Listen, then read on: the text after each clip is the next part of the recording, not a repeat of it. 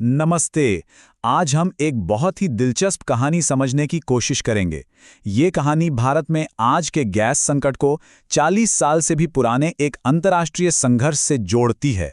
और हाँ, हम ये भी देखेंगे कि कैसे एक नई देशी टेक्नोलॉजी इस पूरी समस्या का हल बन सकती है। तो चलिए शुरू करते हैं। 3 दिन से दौड़ा रहे हैं, सिलेंडर ही नहीं मिल रहा है। सुनने में ये बस एक लाइन लगती है ना, लेकिन ये सिर्फ एक शिकायत नहीं है। ये भारत के हजारों लाखों लोगों की रोजमर्रा की परेशानी है। उनकी आवाज है जो एलपीजी की कमी से जूझ रहे हैं। और यहीं से हमारी आज की कहानी की जड़ें जुड़ी हैं। तो हमारी कहानी का पहला पड़ाव है समस्या, यानी भारत का एलपीजी संकट।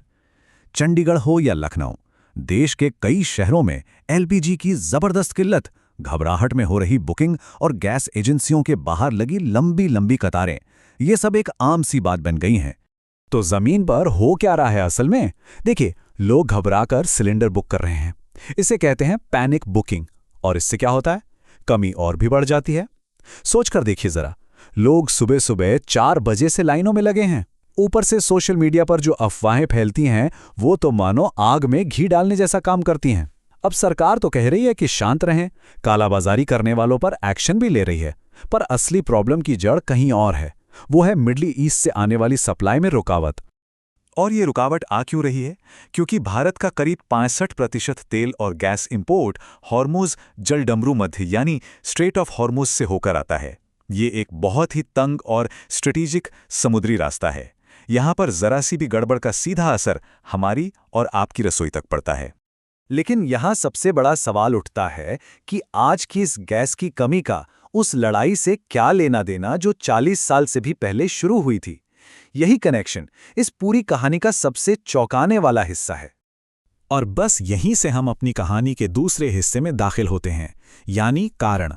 आज जो हम तनाव देख रहे हैं ना, उसकी जड़ें 1979 की घटनाओं में छिपी हैं। एक ऐसा साल जिसने ईरान और अमेरिका के रिश्तों को हमेशा हमेशा के लिए बदल कर रख दिया। चलिए थोड़ा टाइम में पीछे चलते हैं। साल 1979 जनवरी में अमेरिका के करीबी शाह को ईरान छोड़कर भागना पड़ता है। ठीक अगले महीने आयतुल्ला खोमेनी वापस लौटते हैं और ईरान एक इस्लामिक रिपब्लिक बन जाता है। फिर आता है नवंबर, जब हालात एकदम से बिगड़ जाते हैं। कुछ छात्र अमेरिकी दूतावास में घुसकर 52 अमेरिकियों को बंधक बना लेते हैं। अमेरिका ने उन्हें बचाने के लिए एक मिशन भी चलाया जो बुरी तरह फेल हो गया। पूरे 444 दिन, जी हां, 444 दिनों के बाद उन बंधकों को रिहा किया गया। इन कुछ महीनों ने ही ईरान और अमेरिका के बीच दशकों तक चलने वाली दुश्मनी की नींव रख दी थी। अब जरा उस रेस्क्यू मिशन पर आते हैं जिसका मैंने अभी जिक्र किया, ऑपरेशन ईगल क्लॉ। ये एक ऐसा मिशन था जो ईरान के रेगिस्तान में एक भयानक ट्रेजेडी में बदल गया और अमेरिका के लिए एक बहुत बड़ी शर्मिंदगी का सबब बना। तो इसमें गड़बड़ क्या हुई? हुआ ये कि मिशन के लिए 8 हेलीकॉप्टर भेजे गए, लेकिन उनमें से 3 में तकनीकी खराबी आ गई। अब कम एयरक्राफ्ट के साथ मिशन पूरा नहीं हो सकता था, तो उसे वहीं रद्द करना पड़ा। लेकिन बात यहीं खत्म नहीं हुई। लौटते वक्त एक हेलीकॉप्टर एक ट्रांसपोर्ट प्लेन से टकरा गया। इस हादसे में 8 अमेरिकी सैनिकों की जान चली गई। यह नाकामी अमेरिका के लिए एक बड़ा झटका थी और इसने दोनों देशों के बीच की खाई को और भी गहरा कर दिया। और यही ऐतिहासिक दुश्मनी है जो आज भी हॉर्मुज जलडमरू मध्य में तनाव की वजह बनती है। वही समुद्री रास्ता जिस पर दुनिया की एनर्जी सप्लाई टिकी है।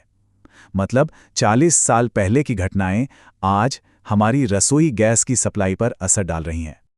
लेकिन कहते हैं ना कि हर मुश्किल अपने साथ एक मौका भी लेकर आती है। तो चलिए अब इस कहानी के तीसरे और सबसे ज्यादा उम्मीद भरे हिस्से की तरफ चलते हैं। देखते हैं कि भारत इस बड़ी चुनौती का जवाब कैसे दे रहा है अपने एक स्वदेशी सलूशन के साथ।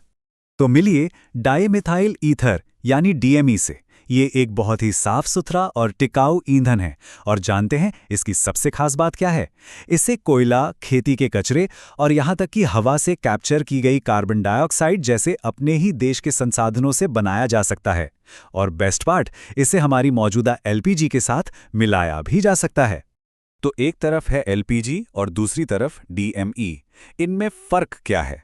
देखिए, एलपीजी हम ज्यादातर बाहर से मंगवाते हैं और ये कुछ हद तक प्रदूषण भी करती है। वहीं दूसरी तरफ डीएमई को हम अपने देश में बना सकते हैं। ये इतना साफ जलता है कि कोई धुआं या कालिक नहीं छोड़ता। और सबसे जरूरी बात, इसके लिए नए चूल्हे की जरूरत नहीं, ये हमारे मौजूदा स्टोव में ही काम कर सकता है। मतलब इसकी कीमत दुनिया के बाजार के उतार चढ़ाव पर नहीं, बल्कि हमारे अपने प्रोडक्शन पर निर्भर करेगी। तो सवाल है कि ये बनता कैसे है। प्रोसेस सुनने में काफ़ी सीधा है। सबसे पहले कोयला या खेती के कचरे जैसा कच्चा माल लिया जाता है। फिर इन्हें सिनगैस नाम के एक मिक्सचर में और फिर मेथनॉल में बदला जाता है।